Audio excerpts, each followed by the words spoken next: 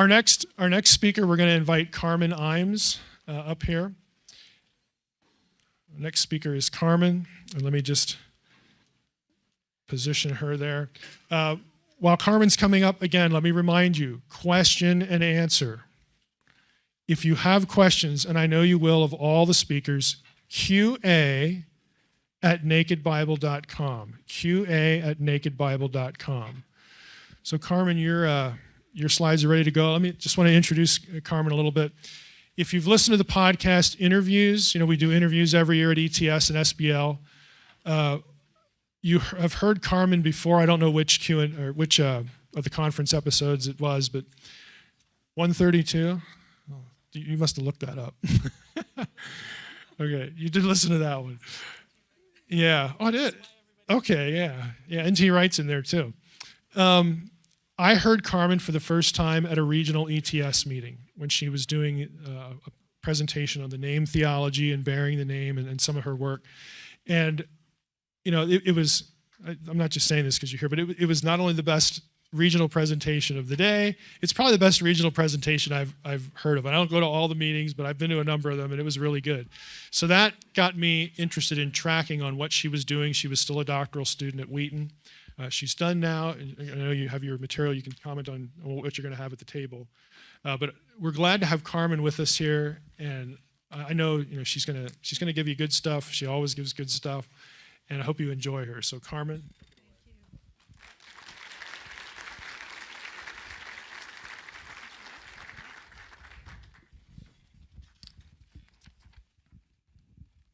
Well, good morning. So glad that all of you made it here today. So glad that I made it here today. I didn't get until midnight last night, thanks to some great delays. But that's not the bad news. This morning I'm the bearer of bad news, and I hate to sort of burst your bubble in thinking that you understand a certain part of the Bible, but what you've been told about the command not to take the Lord's name in vain is wrong. The translation is wrong, the interpretation is wrong, and the application is far too narrow. And this is not just an academic issue. This matters for how we live as God's covenant people. In fact, you have repeatedly violated this command without even realizing it. So in the next 45 minutes, my task is to make a case for a new interpretation of this command. And by the end, I hope you'll agree that this new interpretation makes a lot more sense and that it's vitally important for Christians to understand. In his podcast series on Exodus, Mike has briefly talked about this command, so you maybe have had a teaser, but this morning we're going to go a whole lot deeper. In the King James Version, the command reads, "Thou shalt not take the name of the Lord thy God in vain, for the Lord will not hold him guiltless that taketh his name in vain." It's difficult to know exactly how it happened, but long before this translation, before its translation into English, this command was already being misunderstood. As North Americans, we typically think of this command as the one that prohibits swearing. So if you're driving down the freeway and somebody cuts you off and something slips out of your mouth and you should, whatever. Bible scholars will tell you that no ancient Near Eastern resident was that stupid. They were not reckless enough to do that. They took the gods much more seriously. Most will suggest instead that this command prohibits some form of oath-taking. But to reach that conclusion takes a little bit of creativity. I've counted 23 different ways of interpreting this command, although the majority interpretation is the oath-taking, false oaths.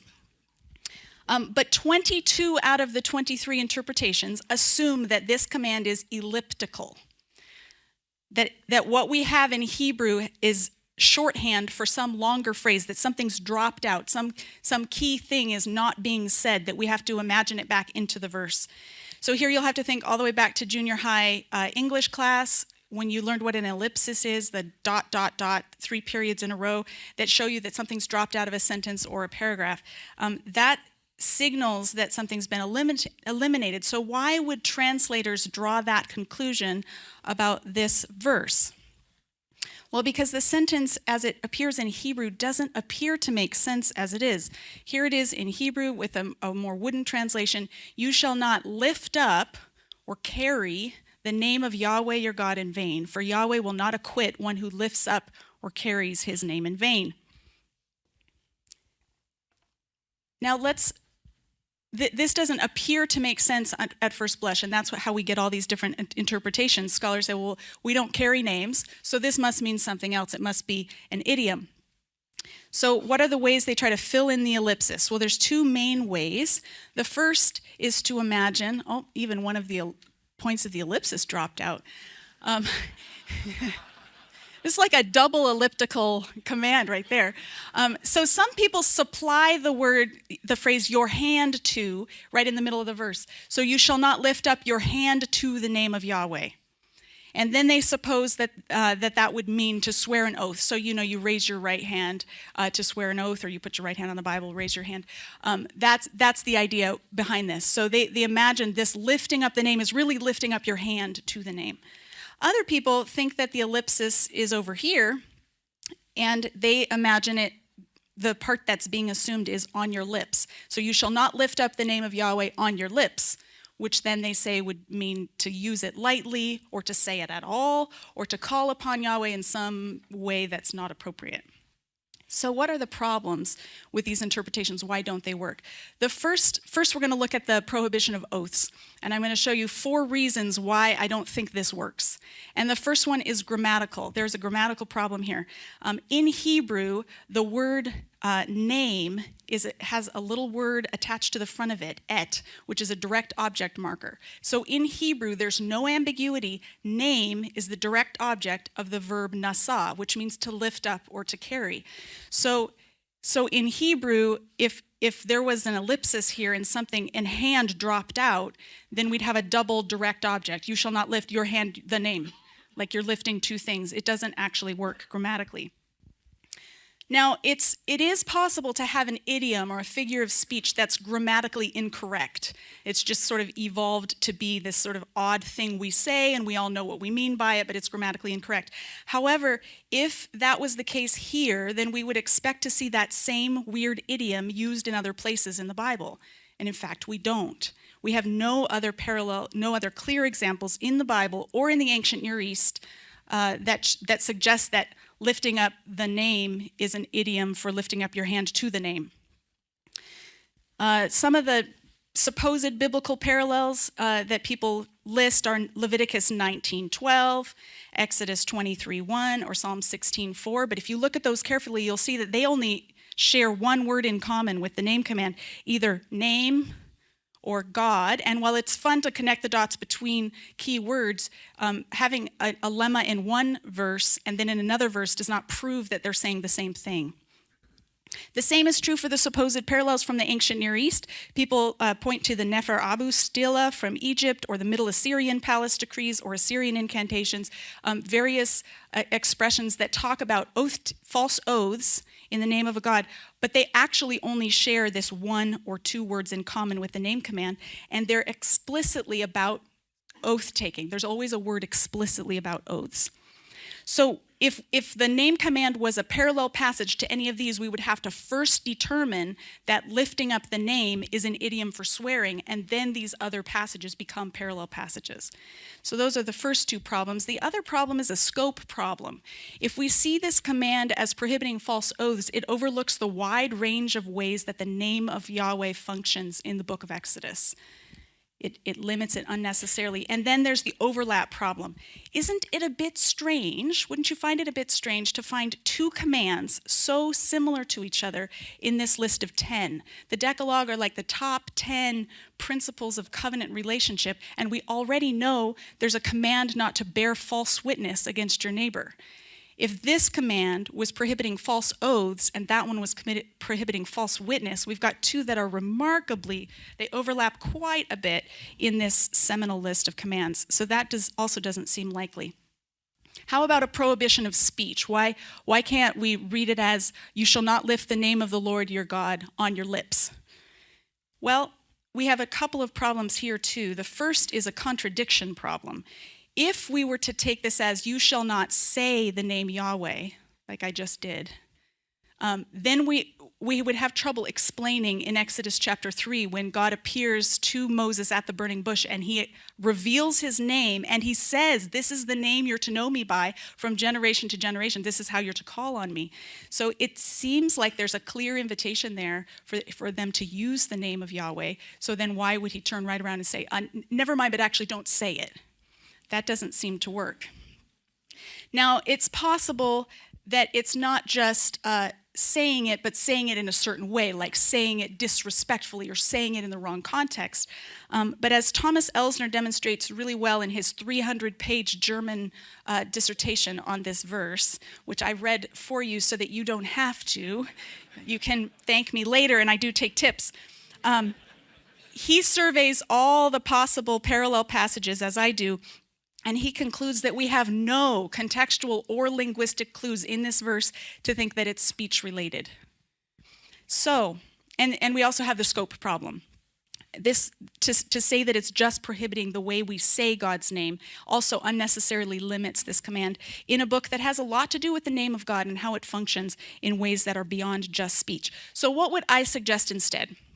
8 years ago, I set out to determine whether this command could be read as non-elliptical. Maybe it makes sense already just as it is. We've somehow missed it. So what if we read the command as a complete sentence, a complete statement? You shall not bear the name of Yahweh your God in vain. What would that mean? And is there any support from the context for this view? We're going to talk about two different dimensions of the context this morning, the literary context and the historical context. So first, the literary context. If you've been listening through the Naked Bible podcast, you're in the middle of Exodus right now, going through Exodus, and so you have a clear sense of where we are in the story. Most of us see the Ten Commandments or think about them, posted in public somewhere, and they're completely divorced from their narrative context. But let's put them back where they belong. Let's look at the context. So what's happened in the story so far? Well, we have Moses rescued from Pharaoh in Egypt. Then we have Moses traveling through the wilderness until he gets to this mountain where he encounters Yahweh. And when he gets there and Yahweh encounters him, he reveals his name. And in that moment of encounter at Mount Sinai, God also commissions Moses for a particular task, a redemptive task, right? Just after that, Israel is rescued from Pharaoh in Egypt. Israel travels through the wilderness, and then Israel encounters Yahweh at Sinai. So we have in Moses' story a little microcosm, a preview of what we're about to see happen with the entire nation of Israel. And we have a similar thing. Israel encounters Yahweh at Sinai, and he reveals himself to them. And he reveals his name, and I would argue he is commissioning them for a particular task. Here's the passage I have in mind, Exodus 19, verses 4 through 6. They've just arrived at Sinai. There's this tremendous storm theophany. And then God speaks through Moses to the people, and he says, you yourselves have seen what I did to Egypt and how I carried you on eagle's wings and brought you to myself. Now, if you obey me fully and keep my covenant, then out of all nations you will be my treasured possession. That phrase, treasured possession in English, is reflecting the Hebrew word segala. Everybody say it. It's my number one favorite Hebrew word because it really packs a punch. It can refer to a bank account. This is my rainy day stash. This is where I put all my extra. I've been saving for a while, and now I have this nice nest egg so I can go on the Naked Bible cruise or whatever. So if you've been saving up and you're ready to go on the cruise, that you could call that your segala. But in the Bible, this word occurs 8 times. 6 of those times it's not referring to a bank account. It's referring to people, like in this case here. It's referring to the nation of Israel. And it's interesting to compare this word, segala, with how the related words, the cognate words, are used in other languages. So both Akkadian and Ugaritic, ancient languages, have a cognate word to segala, and they're used in treaty contexts. They're used with covenants. And they mean if a king makes a covenant with a lesser ruler, a prince of some other land, he's probably got these kind of treaties or covenants with lots of different princes. So this is referred to as a suzerain vassal treaty. I think Mike's talked about that in the podcast. So a suzerain, the king, makes a treaty with several different vassals, but there's one vassal in particular that is special to the king. That vassal is the one that if the king's going to go off on a long trip and needs to put somebody in on the throne while he's gone, he's going to choose that vassal. And the word used to describe that special covenant partner is segala, or the equivalent sekultu. So when God says, you will be my treasured possession to Israel, he is not just saying, I really like you guys. He's saying you have a specific role to play in relation to the nations. You have a covenant with me, but you're like my ambassadors. You're now going to represent me to everybody else. So he calls them his treasured possession. Although the whole earth is mine, you will be for me a kingdom of priests and a holy nation. These are the words you are to speak to the Israelites. So this happens at Sinai. The very next chapter, we get the 10 Commandments. So we get this command not to bear Yahweh's name in vain. What happens after? What happens next after Exodus chapter 20? This is the part of Exodus that we're less eager to read usually. We've got a bunch of instructions on how to live as God's holy people, but in this context, the instructions make more sense. It's not just God dishing out obligations because he feels cranky. This is how to live as my covenant people. Why? Because you're my segala. You represent me to the nations. Therefore, there's a certain protocol. There's a certain way you need to live so that you can represent me well. Then they have in chapter 24 the ratification of the covenant, and there's this really interesting moment when the covenant is ratified. They set up these stone pillars, 12 of them representing the 12 tribes, and then Moses does some sacrifices, and then he takes the blood of the sacrifices and he sprinkles them on the people. He sprinkles it on the people. This only happens in one other case. If you're a Leviticus buff and you just hang out in the sacrificial instructions all the time, you'll know that the blood doesn't go on the people except in one other case, and that's the ordination of the priests. When the priests are ordained, they get blood on their earlobes and blood on their right thumb and blood on their right toe. We can talk about why later. For God to ask Moses to sprinkle the blood on the people is playing into, I think, this idea of them as a kingdom of priests. They're being set apart, they're being ordained. That's followed by instructions on how to build the tabernacle. If you hang out in the tabernacle instructions, you'll find that there's a special concentration and focus on one particular piece of furniture in the tabernacle, and that is, do you know it? The Ark of the Covenant. The Ark of the Covenant is the most elaborate, the most expensive. It gets the most airtime. And that happens to also be where we keep the 10 Commandments. The tablets of the covenant go inside the Ark of the Covenant. So there's a connection there. That's followed by instructions on how to dress the high priest. A couple of chapters of very elaborate instructions on that. If you pay attention to the priestly garments, there's one part of what the priest wears that gets more attention than anything else, and that is the breastpiece or the ephod that he wears. On his chest, he's got 12 gemstones, and on each gemstone is engraved the name of one of the 12 tribes of Israel. And it says, "So Aaron shall bear the names of the sons of Israel in the breastpiece of judgment on his heart when he goes into the holy place for continual remembrance before Yahweh." Now, you'll read in commentaries that are trying to talk about the name command and see what's going on, and they say, Nasa Hashem, lift up the name. This doesn't occur anywhere else for us to really see what it means. Well, it does happen in Exodus 28, but that's not relevant. And then they jump to Psalm 16 and try to argue that it's about speech. But here we are at Sinai in this context, and we have the high priest, who is himself a model of the priestly vocation of the entire nation, and what he's wearing is names, and it's using the same phrase, to bear the names. So perhaps this is where we should be looking to find out what it means to bear names. He also has on his forehead a special medallion of pure gold that's engraved like the engraving of a signet, and it's engraved with two words, holy, belonging to Yahweh. And they're supposed to tie it on his turban. Now here's the phrase as it appears on his forehead, Kadosh LeYahweh. There's two parts to this that I want to point out. First, there's the divine name, Yahweh, for 4 consonants. And you'll notice that Hebrew is going from right to left, and we read from left to right. So that's why I'm showing you which ones correspond. Here is the other interesting piece. You notice there's something attached on the front of the name Yahweh, and that's the Hebrew letter Lamed, or L. If I wanted you all to know that this is my folder, not your folder, I could write on it, Carmen. And then you would know it belongs to Carmen. And they, in fact, did this. We'll talk in a moment about seals. If you had a signet ring that you could stamp your name on things, it would be L plus your name. So that's the normal way of attributing ownership or belonging. So the high priest has on his forehead the name of Yahweh as an indication that he belongs to Yahweh. Now, how does this relate to the whole nation? In Deuteronomy 26, Moses reiterates what's happened as he renews the covenant with a new generation of Israelites on the plains of Moab before they go into the promised land. He says this, "And Yahweh has had you declare yourselves this day to be his treasured people." You want to guess what word that is? Segala, right? You are his Segala. So this is important because the whole first generation that was at Sinai has died.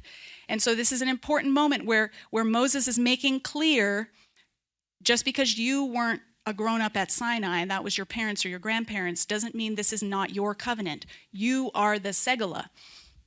Just as he said to you, so you shall keep his commands, and he shall set you high over all the nations he has made, for praise, for fame, and for honor, and to be a people wholly belonging to Yahweh your God. There's the Hebrew phrase.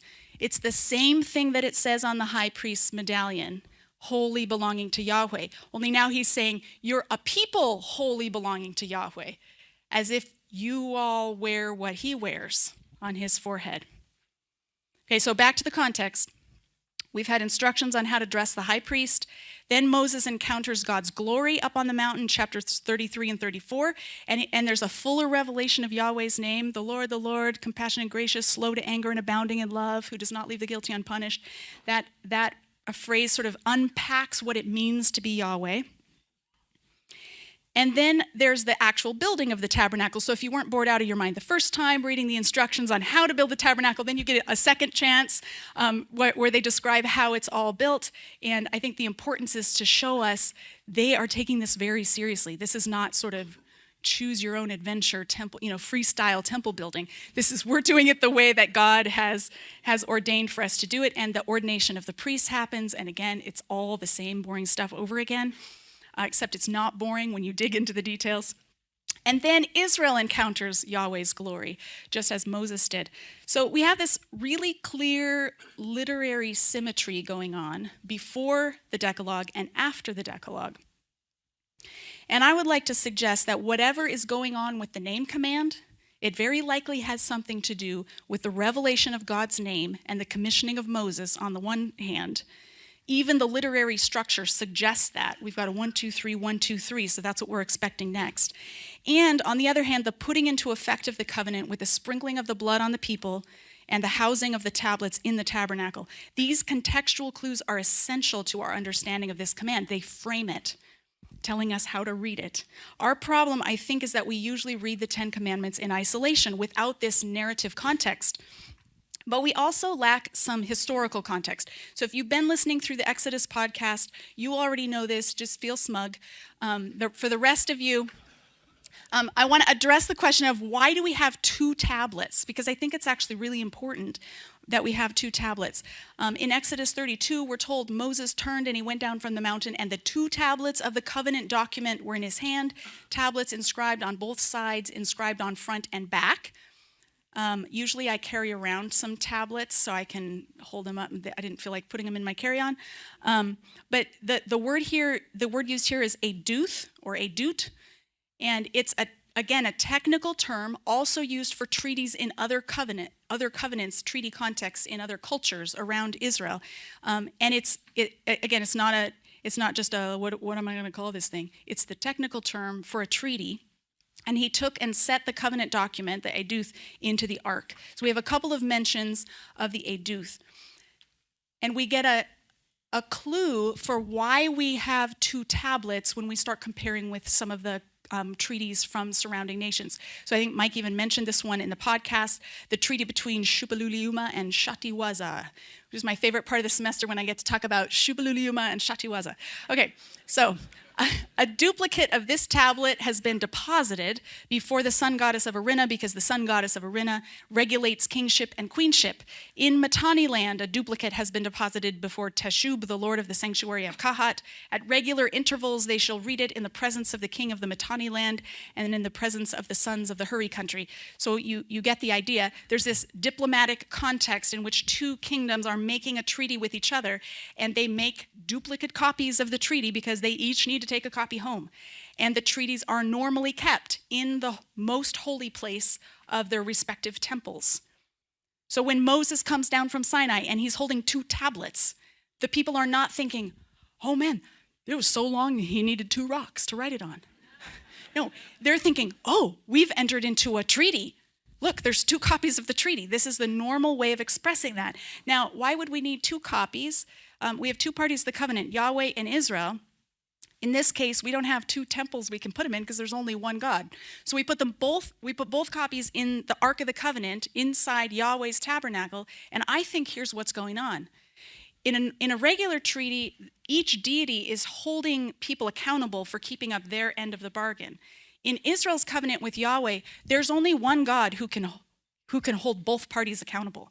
So Yahweh holds them accountable, and Yahweh holds himself accountable. And so we have both copies in the Ark of the Covenant in Yahweh's tabernacle. Okay, so that answers the Y2 tablets.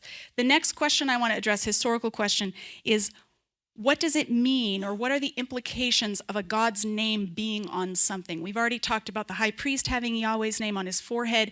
That indicates he belongs to Yahweh. What are the implications? Are there other instances of this? And here I have three different examples: official seals, stone inscriptions, and human branding. So the top right is the seal of Hezekiah, who was a king, not a god. But we do have examples of seals from ancient times with a god's name on them.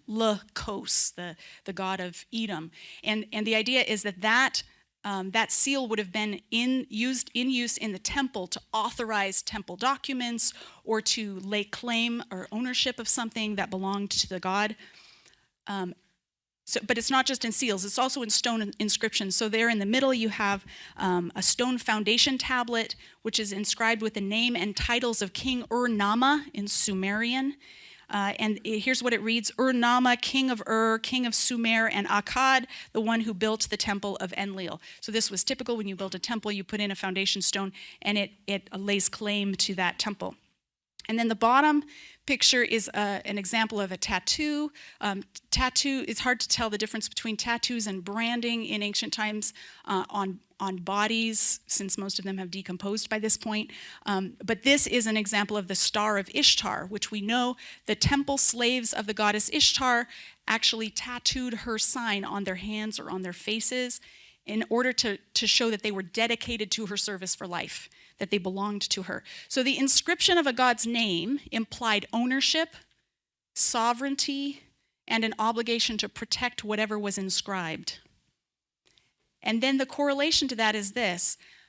They're the corollary. The god's reputation was then bound up with the fate of what he or she owned. So I'm going to give you one example, and it's from the El Amarna tablets. Now, these are a collection of Egyptian administrative documents from the 1300s BC when Egypt controlled Canaan. So here, this is a letter to the king in Egypt about Jerusalem, and it's pleading with the Pharaoh for help protecting their land. So it says, look, the king has established his name in the land of Jerusalem forever, and he simply cannot abandon it. That is the city-state of Jerusalem. So the idea is, if Pharaoh has jurisdiction over Canaan, then Jerusalem is his city. He conquered it. He put his name there. He established his name there. Now, if it gets ravaged by a foreign army, that reflects poorly on Pharaoh, because it means Pharaoh actually can't protect the stuff he owns. He shouldn't have gone conquering territories that he has no power to keep under his protection. So Dean McBride says of this, the name implies sovereign presence and authority, which the Egyptian ruler has obligated himself to maintain. And so this is the point. Placing one's name on something implies ownership. with or without an actual inscription. I don't think the king of Egypt had actually fixed his name to the city of Jerusalem. Metaphorically, he had established his name there by conquering it. So if you want a fuller defense of that reading of establishing the name, that approach to name theology, you should look at Sandra Richter's dissertation. She wrote her dissertation at Harvard, and she fully examines that. So this all begs the question, has Yahweh placed his name on Israel? Is that what we have going on here? Do the people of Israel bear Yahweh's name? Have they been branded? Here is the pivotal moment. We've got lots of clues in the covenantal context at Sinai. We've got the blood, we've got the segula, we have lots of things, but this is where it's crystal clear. Speak to Aaron and to his sons, saying, thus you are to say to the Israelites, say to them, may Yahweh bless you and protect you. May Yahweh smile at you and be gracious to you. May Yahweh show you favor and grant you peace. That's where we usually stop. But listen to this. So they shall set my name on the Israelites, and I myself will bless them. Here it is. Here's the moment of branding. And this is a key moment if you carefully read the tabernacle instructions and the ordination ceremonies and all that. When you get to Leviticus 1 through 7 is the sacrifices. Leviticus 8 is the big day for the priests. They're going to come into office, so they consecrate the sanctuary, consecrate the priests, get them ready to do their service. They do sacrifices to cleanse the tabernacle, then they do sacrifices to cleanse the priests, then they do more sacrifices to cleanse all the people. And the very first thing the priest does when all of that groundwork is laid, as if this is the culmination or the end result of all that hard work, is Aaron comes out and he lifts his hands and he pronounces a blessing over the people. So this is where it's all going. The sacrificial system is not because God really wants sacrifices. It's because God really wants a relationship, and this is the means of repairing that relationship. I skipped right over the golden calf story when we were going through what's in Exodus, but you'll notice the golden calf story is embedded between the tabernacle instructions and the tabernacle fulfillment. So Moses is up on Sinai getting the tabernacle instructions, the blueprints, and they're down in the valley below breaking the commandments of God already. This is no surprise to God. He's already planning on it. We can tell that because he's already giving them the blueprints and the means to repair and restore this broken relationship. This doesn't come as a surprise. So the pinnacle of the tabernacle ministry is this moment of blessing. And then in number 6, we get this little aside. Oh, by the way, here's the content of the blessing. Here's what I want you to actually say. And it's the moment of putting the names on them. So the theological bottom line that I want you to walk away with is, yes, Israel bears Yahweh's name and thereby represents Yahweh among the nations.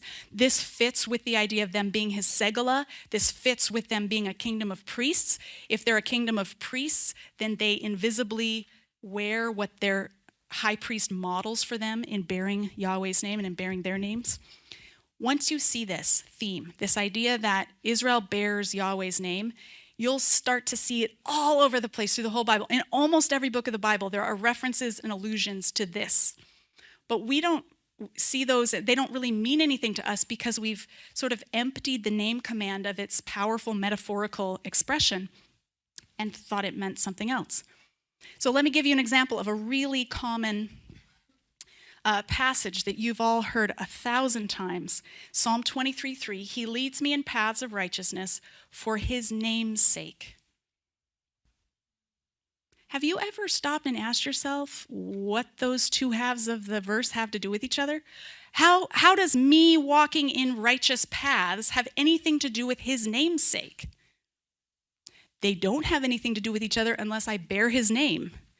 If I'm wearing Yahweh's name, if I'm tattooed with Yahweh's name, his name's on my forehead, and I'm walking in a right path, then his reputation is enhanced because everybody's looking at me to find out what Yahweh is like.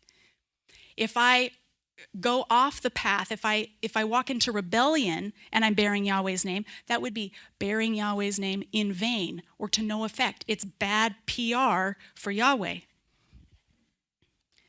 So if you belong to Yahweh, your life should show it. So some of you are now kind of your wheels are turning and you're wondering, so Carmen, are you saying then that it's not actually a big deal at all if we swear? See, you were thinking it. or your kids are going to ask you that when you get home and tell them about the conference.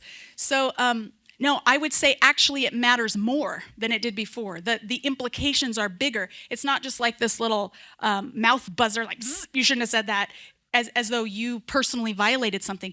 It's, no, you are his segula. You represent him. So you better make sure not just God's name, but everything that comes out of your mouth represents him well. This makes it so much bigger. It's not just swearing. It's not just how we say it, but it's how we drive. It's how we dress. It's how we treat our employees. It's how we engage in relationships. It's how we treat our did I ever say that? Treat our employees? It's how we treat our bosses. It's everything. If we wear an invisible tattoo that says we belong to Yahweh, then we represent him in everything we do. So some of you noticed I just made a leap from ancient Israel to me, to us bearing God's name. Is it legitimate to read the Sinai narratives as our story and to read this covenant as our covenant? So that would take another whole lecture to fully press that one out. But I just want to give you a shortcut. This is one of my favorite New Testament passages, 1 Peter 2:9. Peter is writing a letter to Christians, most of whom are Gentiles. It's a mixed audience of Jews and Gentiles. They are scattered throughout Asia Minor. And listen to what he says. You are a chosen race. Chosen race? No, they're not. They're not one ethnic group. There are all kinds of different ethnic groups that have turned to Jesus and are following Jesus. But he says you're a chosen race, a kingdom priesthood. Well, that rings a bell. A holy nation. They're not a nation. They're a bunch of underdogs scattered all over the place. A people for his treasured possession. And yes, if you do your study in the Septuagint, it's a really fun study to find out this connection back to Segula. So that you may proclaim the praiseworthiness of him who's called you from darkness into his marvelous light. So Peter looks at Gentiles and he says, you are the Segula. He's slapping the covenant titles from Sinai right on Gentile audience, and he doesn't even stop to give a rationale for it. I think the rationale is in Acts chapters 10 through 15, but that's, again, a bigger topic. So I'll leave you with this illustration. Today I'm missing a tournament. I teach at Prairie College in Three Hills, Alberta. We've just upgraded our athletic program to the next higher conference. So we've got some high-powered athletics going on at Prairie. And this weekend is a basketball tournament, an invitational. And our basketball team is wearing Prairie jerseys on the court. They won last night, I'm told, which is great. They play again tonight and tomorrow. So imagine the Prairie Pilots go out and play the game on the court, and on the court they are fouling all over the place. They're bad-mouthing the ref. They're pushing people around. They're using bad language. And then after the game, they find the other team and they rough them up behind the gym. And then they go start smashing things and getting drunk. This is not just like, ooh, bad boy. This is a reflection on Prairie College, isn't it? And on the kind of athletes that we recruit, because they represent us because they're wearing our jerseys. So it's as if you and I have on Team Yahweh jerseys, that we're bearing his name everywhere we go. So yes, it matters how we live. Everything matters. Terence Fretheim says in his commentary on Exodus, at the deepest level, the use of God's name is a matter of mission. I love this. I love this reading of the name command because it's deeper, it's more arresting, it's more challenging, and I think it makes a lot better sense of the context at Sinai and the context in Exodus. If you want to read more about this, here's my little commercial. I've brought some books with me. The book on the left is my published dissertation. It's got a lot of Hebrew and Greek and other stuff in it. So if you're ready to slog through that, then this is the book for you. But I also feel like this is a message the church needs to hear. I want everybody to get to hear this, not just scholars. And so I've rewritten this book with InterVarsity Press. So on the right-hand side, you were all given a card as you walked in today with a little advertisement for the book. It's not out yet. It comes out in December, but it's at the publisher right now being printed. On the back of your card, there's a discount code. And so I wanted to make sure you all get one. If you missed one getting in, come find me. I also have with me it's just a printout of the page proofs if you want to see what it has to say. What I'm especially excited about this book, what makes me so excited is that it takes this scholarly jargon and it unpacks it for lay people. And we've included some special features to make it work really well with small groups. So all of you in this room, you who are Naked Bible podcast junkies, are the perfect people to lead a study through this book. So we've got discussion questions, scripture passages that we suggest you read with your group, and for the first time ever, we have included links to the Bible Project videos in the book. So IVP was willing to go out on a limb and try something new. We have QR codes embedded in the book, and I've told you which Bible Project videos you really ought to watch to go with each chapter, so that as a group you can watch a video, discuss, read the passages together. So I'm hoping it will inflame this generation with the knowledge that they bear the name of God, and that we represent him to the world, so let's do it well.